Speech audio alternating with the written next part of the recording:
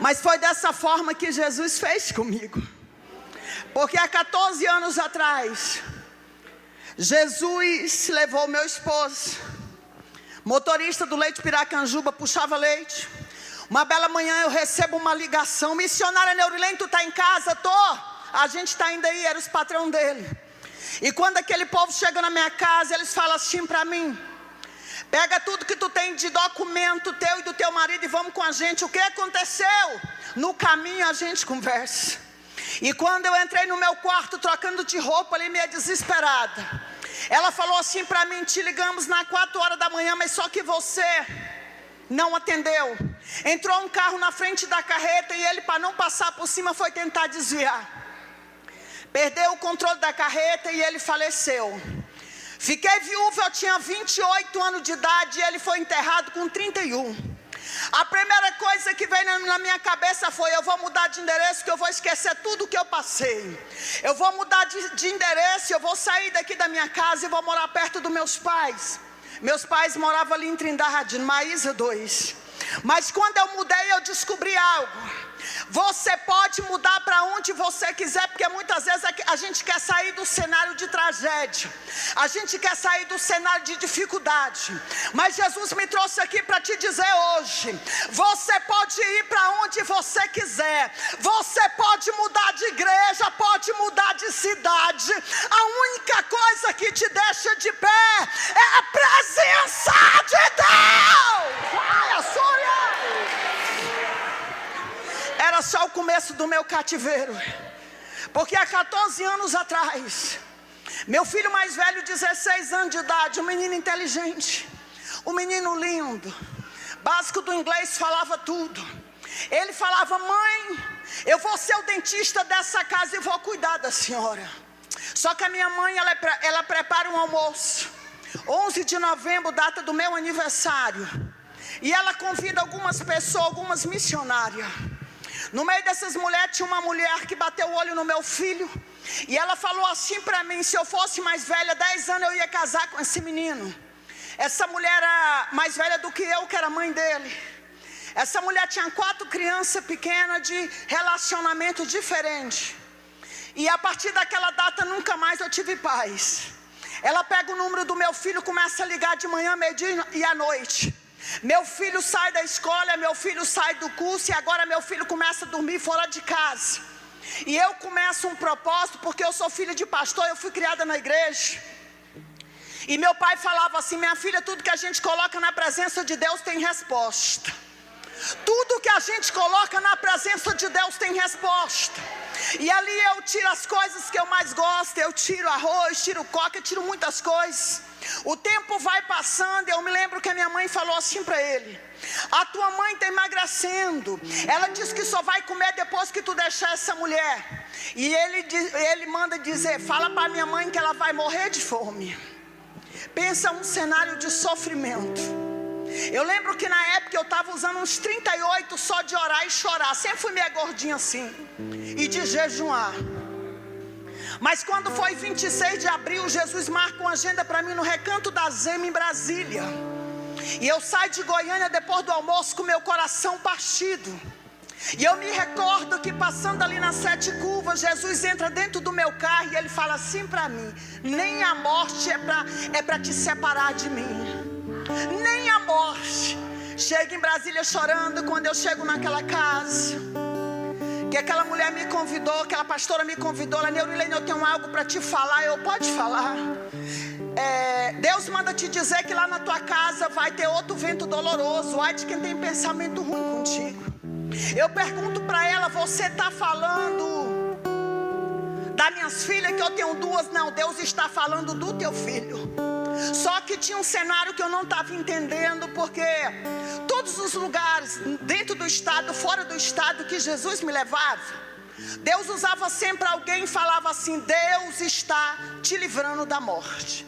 Por várias vezes eu estava já entrando no meu carro para ir embora, e a pastora corria lá: Neurilene, Deus está te dando um livramento de morte, minha filha. Eu recebo, mas eu não sabia do que Deus estava falando. E quando eu chego ali em Brasília, aquela pastora me recebe e ela fala assim: Eu estou preocupada contigo porque eu tenho que falar algo que Jesus mandou. Eu posso te falar? Deus mandou te dizer que vai passar outro vento doloroso na tua casa. Ai de quem tem pensamento ruim contigo. Eu pergunto para ela, você está falando das minhas filhas? Ela, não, teu menino. Só que na sexta-feira em Goiânia o céu já estava trabalhando, porque Deus sabe o que você suporta. Quem sabe você está nesse culto aqui dizendo, missionário, eu não aguento mais, irmão. Para estar numa festa dessa adorando é só quem suporta a prova. Para estar numa festa dessa dando glória a Deus é quem... Ai, a Suri canta lá, séria. E ali, Deus leva meu filho para um culto. Meu filho senta nos primeiros bancos mais aquela mulher. E ali Deus usa um pastor do Pará que estava pregando naquela noite. E ele fala que tem um rapaz que hoje é o último dia de fazer uma aliança com Deus, está dentro da igreja. Depois de 15 minutos meu filho se levanta e fala, sou eu. Foi batizado com o Espírito Santo. Mandou um recado para mim porque era a rua de uma casa que eu morava. E ali tinha várias amigas que a gente fazia obra junto. E elas falaram, missionária Neurilene, tu tinha que estar aqui para tu ver o que Jesus fez. Meu filho foi batizado com o Espírito Santo e mandou um recado para mim que não estava mais em Goiânia. Fala para minha mãe que eu amo ela e eu sou feliz só a metade porque a outra é minha mãe. Essa mulher aluga um barracão muito perto da minha casa para encontrar com meu filho. E meu filho vai para esse barracão quando termina o culto, depois de ser batizado com o Espírito Santo. Depois de ter reconciliado, ele vai para esse barracão.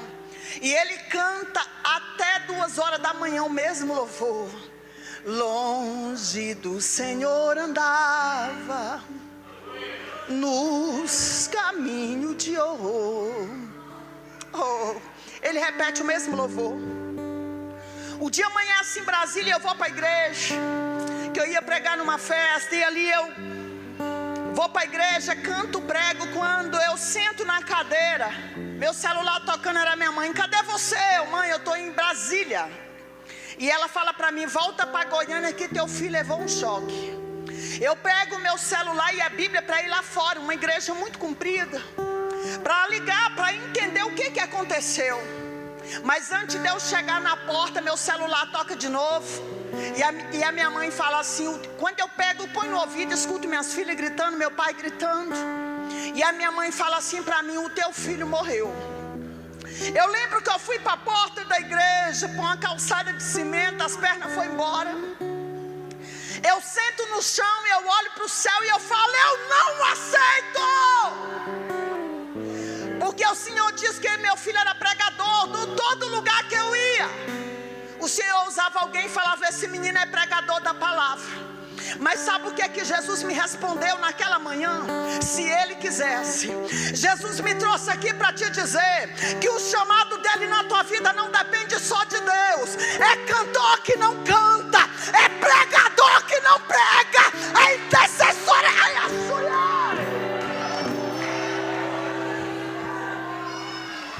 O chamado na tua vida não depende só de Deus. Eu quero te dizer que a promessa de Deus é para quem faz a vontade de Deus. Porque a gente está vivendo um tempo que a gente fala assim, eu tenho um chamado, vai cumprir. Mas aquilo que é para você fazer, Deus não vai fazer para você. Tem coisa que é com você, não é com Deus.